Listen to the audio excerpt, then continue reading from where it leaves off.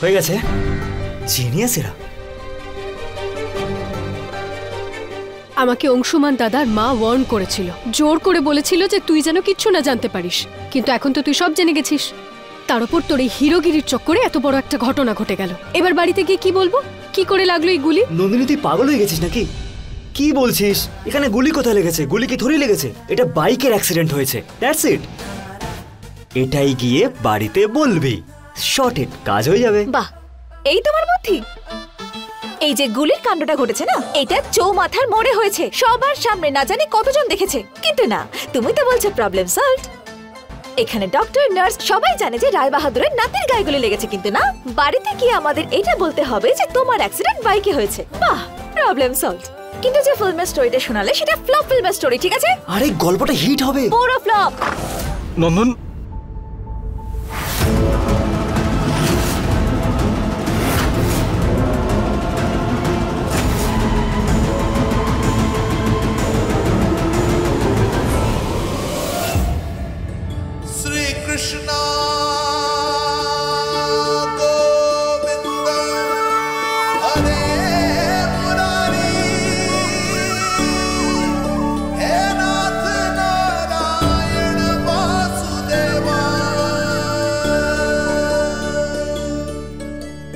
জীবন মৃত্যু, লাভ ক্ষতি, খ্যাতি অপমান, এসব হলো বিধিলিপি।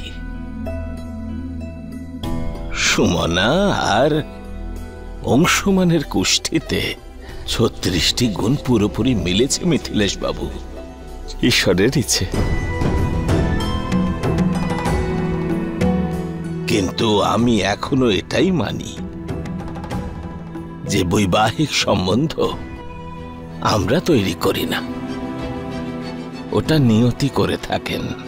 আর যদি নিয়তি এটা ঠিক করে থাকেন, তবে সুমন আর অংশুমানের জুড়ি হওয়া কেউ আটকাতে পারবে না।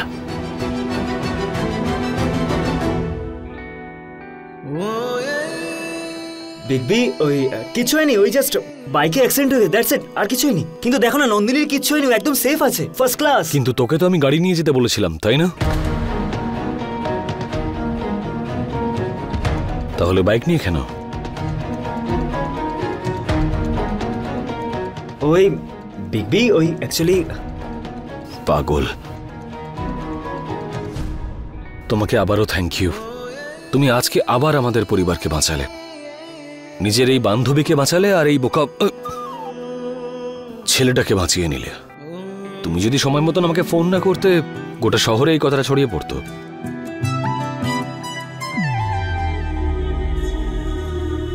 আই এম সরি দাদা, এই সব কিছু আমার জন্য হচ্ছে। অকারণে নিজেকে দোষ দিতে হবে না, সরি বলার কোনো প্রয়োজন নেই। সব ম্যানেজ হয়ে গেছে, কেউ কিচ্ছু জানতে পারবে না, আর ব্ল্যাকমেলারকেও ধরা হবে। আর তোকে তো বলেছিলাম বাইক নিয়ে না যেতে। ওই অ্যাকচুয়ালি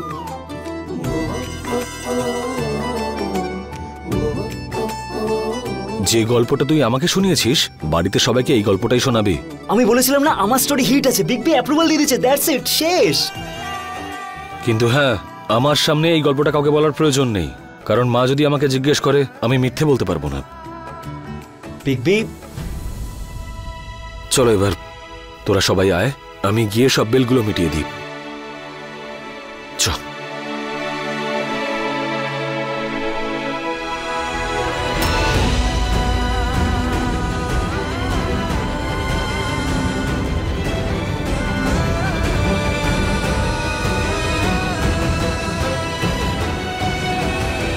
এ হলো বিধিলিপি,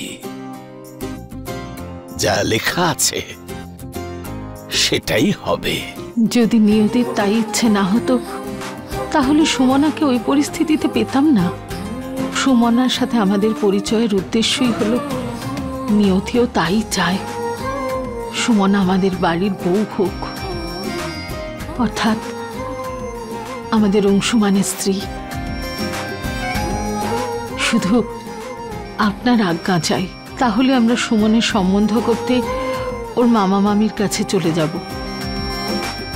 ওই ব্ল্যাকমেলারের গল্পটা এবার শেষ করতে হবে, পুলিশ যে কোনো সময় ধরবে ওকে।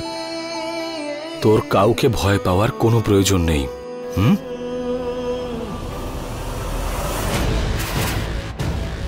পুলিশকে খবর দিয়ে তুমি একদম ঠিক করনি, যার ফলে তোমার বোন আরো বিপদে পড়বে। আমি নন্দিনীকে পুরো শহরে বদনাম করে ছেড়ে দেব। আমার হাত কেন ধরলে? তুমি আমার উপর একটুও ভরসা করো না, তাই না? বিগ বিকে কেন ডাকলে? ভুল, তোমার উপর তো আমার পূর্ণ ভরসা আছে। রিয়েলি? যদি আমার উপর ভরসাই থাকতো তাহলে বিগ বিকে এর মধ্যে ঢোকানোর কি দরকার ছিল? কারণ তুমি যে বমি করে ছড়াবে সেটা তো অংশুমানকেই পরিষ্কার করতে হবে না। দেখো তোমার একেবারে ফ্লপ স্টোরিকে কেমন হিট বানিয়ে চলে গেল। আরে আমার গল্পটা একদমই হিট। ফ্লপ একদম। চলো এবার।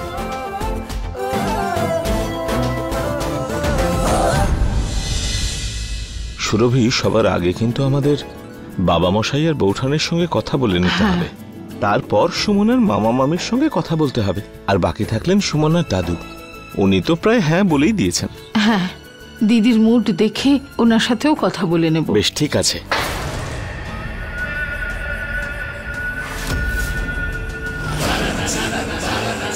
বৌঠান,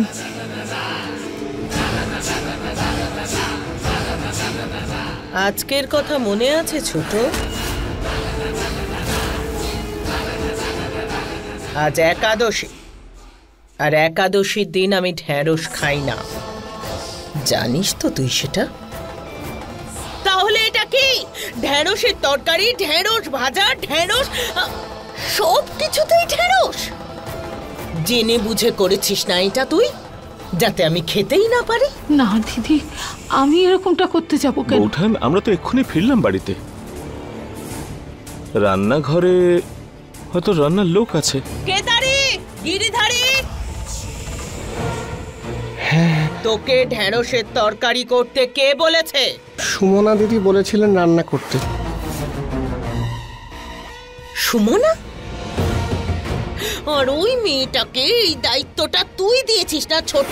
তুই দেখ ছোট, এই বাড়ির বৌমা তুই, সুমনা নয়। কেন দায়িত্ব দিয়েছিস তুই ওকে? সবকিছু তছনছ করে রেখে দেয়।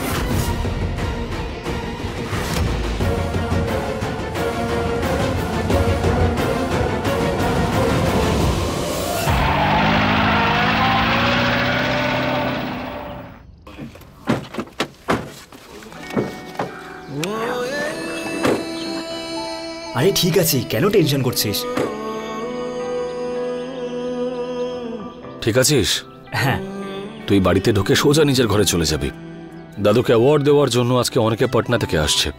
আজকে এখানে প্রচুর মিডিয়া থাকবে। একবার প্রোগ্রামটা ভালো করে হয়ে যাক, মাকে তারপর সব সত্যি বলে দেবো। কিন্তু তার আগে কেউ কাউকে কিচ্ছু বলবে না, ঠিক আছে? ঠিক আছে বিগ বি, যাওয়া যাক।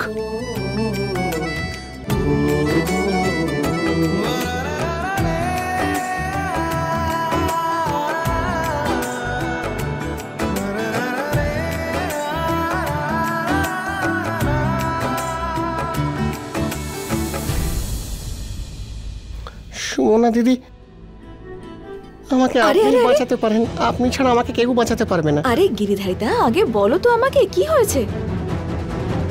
সুমনা দিদি, বড় মালিক সকালে আমার উপরে খুব রাগ করেছিলেন, তাই আমি ওনার রাগ ভাঙাতে ঢেঁড়স রান্না করেছিলাম, 3 রকমের ঢেঁড়স।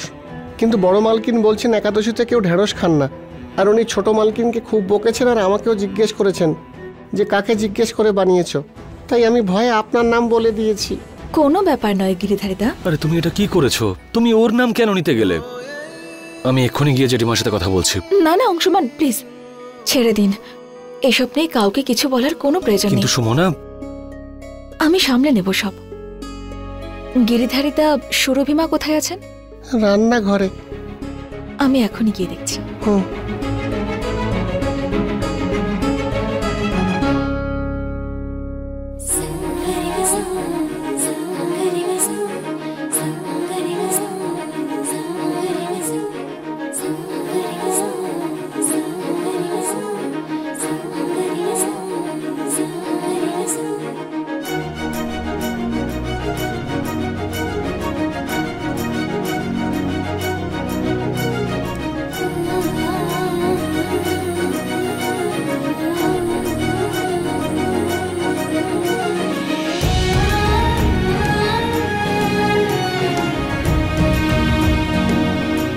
তোমার উপর ভরসা ছিল যে তুমি কাউকে আমার অভাব বুঝতেই দেবে না, কিন্তু তুমি তো কোথায় গেছিলে তুমি? ছোট, আজ আমি খেতে পাবো নাকি একাদশীর নির্জলা উপোস করতে হবে আমায়? গিরিধারীদা, ঠাকুর তার অতিথিদের জন্য জল খাবারের ব্যবস্থা করতে হবে। তাড়াতাড়ি শুরু করে দাও সবকিছু, বারবার কিন্তু পার পাবে না। আচ্ছা দিদি।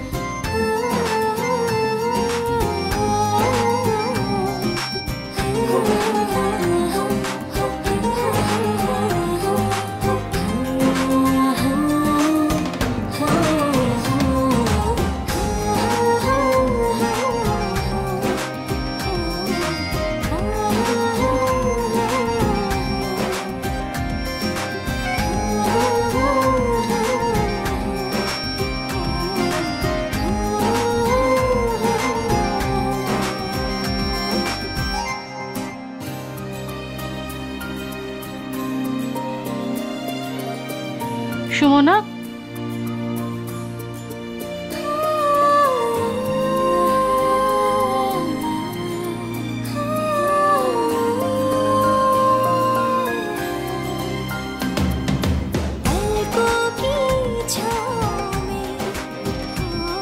আমি কিন্তু মা।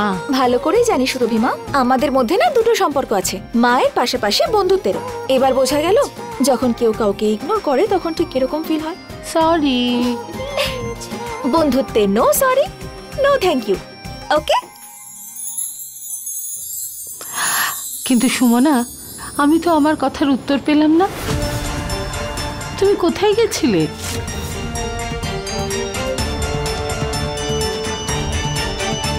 আরে শিখর বাবা। আরে বাহ বাহ বাহ বাহ, সব তৈরি হয়ে গেছে? হ্যাঁ বাবা, সবকিছু তৈরি। সুমন মা, এই তোমার ভাই শিখর না খুব বুদ্ধিমান। ভালো হয়েছে আমার সঙ্গে গেছিল, আমায় খুব সাহায্য করেছে, নয়তো আমারই আসতে দেরি হয়ে যেত। সুরভিমা, এবার আমিও যাই গিয়ে রেডি হয়ে আসি। ঠিক আছে।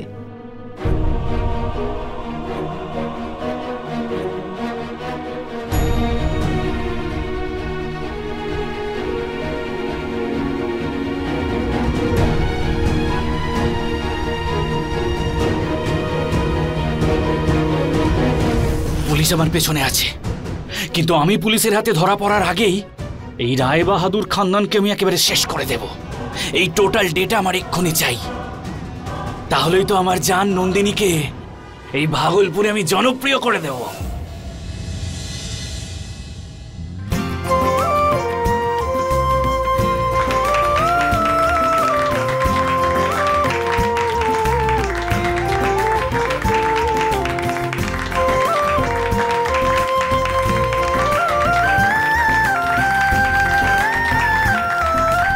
ধন্যবাদ ধন্যবাদ ধন্যবাদ আপনাদের সকলকে। নমস্কার। আপনি তো পুরস্কার পেতে চলেছেন, কেমন লাগছে আপনার? ভালো লাগছে, খুবই ভালো লাগছে। আসলে আমার বাবার কঠোর তপস্যার ফল আমি পেতে চলেছি, খুবই ভালো লাগছে। ধন্যবাদ ধন্যবাদ। এবার সময় হয়েছে এই পুরস্কারটা আপনার হাতে তুলে দেওয়ার। ক্ষমা করবেন রায়বাহাদুর সাহেব, আমার মনে একটা সহজ প্রশ্ন এসেছে।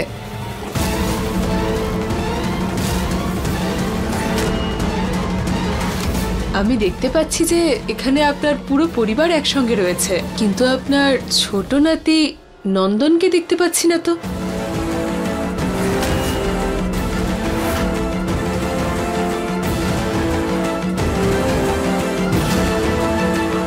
ছোট নাতিকে ছাড়া পরিবার অসম্পূর্ণ লাগছে না, আপনি ওনাকেও ডেকে নিন বরং।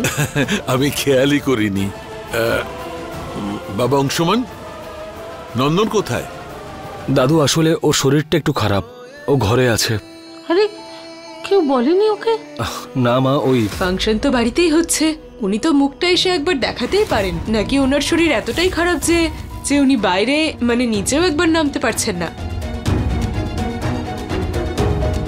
বাবা অংশুমান, নন্দনের শরীরটা খারাপ করেছে আমাকে বলনি কেন? দাদু ওই আসলে ও ঠিক আছে, আবহাওয়া বদল হচ্ছে তো তাই ওর একটু জ্বর এসেছে। আমি এখনই গিয়ে নিয়ে আসছি। যাও নিয়ে এসো।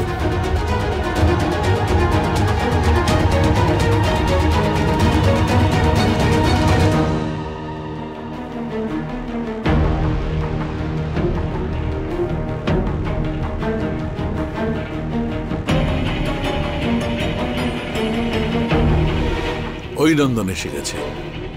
এসো বাবা। শরীর কেমন আছে বাবা? ঠিক আছে আসুন নন্দন বাবু, আমরা তো আপনার জন্যই অপেক্ষা করছিলাম।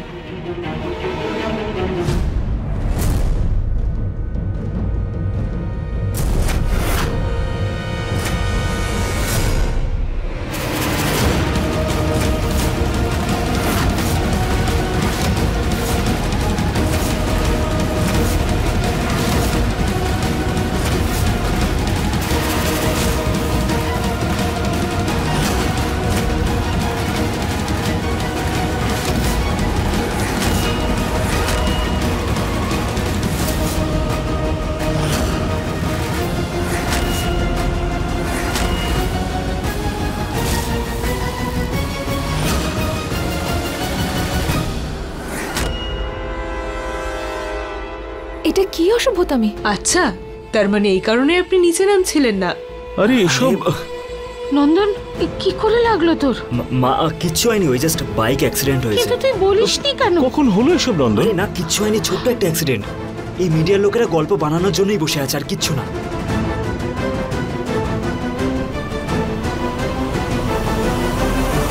সত্যিটাকে সবার সামনে নিয়ে আসা আমাদের কাজ। আরে ঠিকই তো বলছি, বাইক অ্যাক্সিডেন্ট হয়েছে, আর কিচ্ছু না। শুধু বাইকেই নাকি গানের বুলেটে?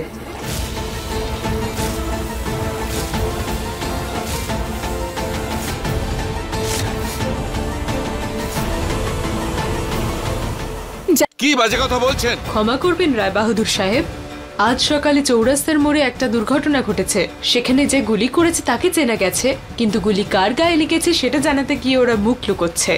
আর আমরা তো জার্নালিস্ট, সত্যের অন্বেষণ করাটাই আমাদের কাজ।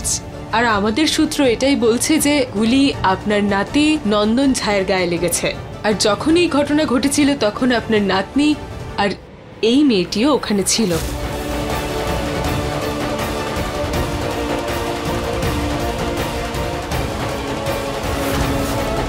এক মিনিট অংশুমান বাবা, ইনি যা বলছেন এসব সত্যি?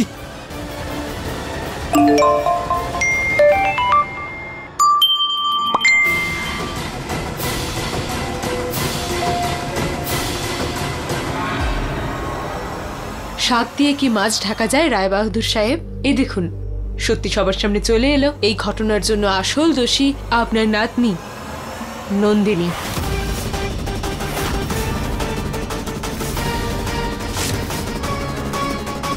দেখুন,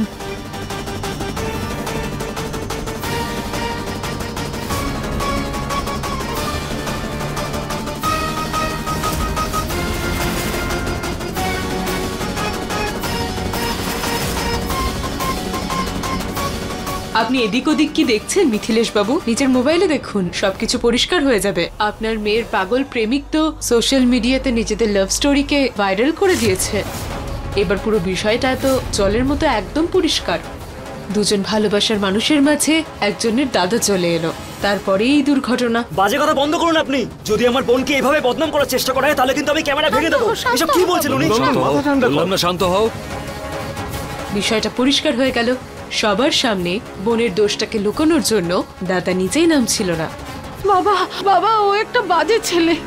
আমার নন্দিনীর সারল্যের সুযোগ হে ভগবান, হে ভগবান, মানে তুই সবকিছু জানতিস? তুই জানতিস সবকিছু?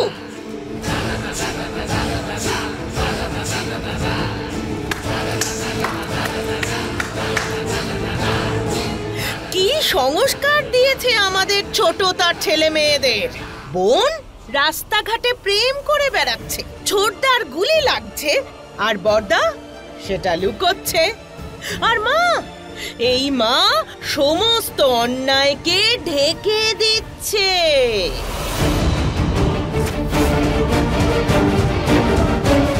মা দাদারা সব জানে, বাইরের লোকও সবকিছু জানে, কিন্তু বাবা যে এই পরিবারের প্রধান তিনি কিছুই জানেন না।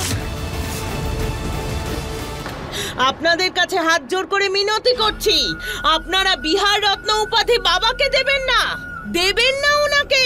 আপনারা এই উপাধি দিন ওকে, আমাদের ছোট বৌমাকে। এক ছিল মাদার ইন্ডিয়া, তাই না? আর এক এই যে মাদার বিহার। এমন একজন মা যে তার মেয়েকে অনুমতি দিয়েছে, প্রেম করার অনুমতি দিয়েছে। বড় বৌমা। হ্যাঁ বাবা। এই বাড়ির সম্মান বাইরের লোকের সামনে প্রকাশ করাটা আমাদের বাড়ির সংস্কার নয়। সম্মান বাবা? বাবা, আঁচলে যে দাগ লেগেছে সেটা গঙ্গা জলে পবিত্র হয় নাকি? দেখুন ওদের সবাইকে, দেখুন ওদের সবাইকে। আপনার সম্মানকে নিলাম করে দিয়েছে ওরা সবাই। আপনার সম্মান আছে কোথায় বলুন তো বাবা?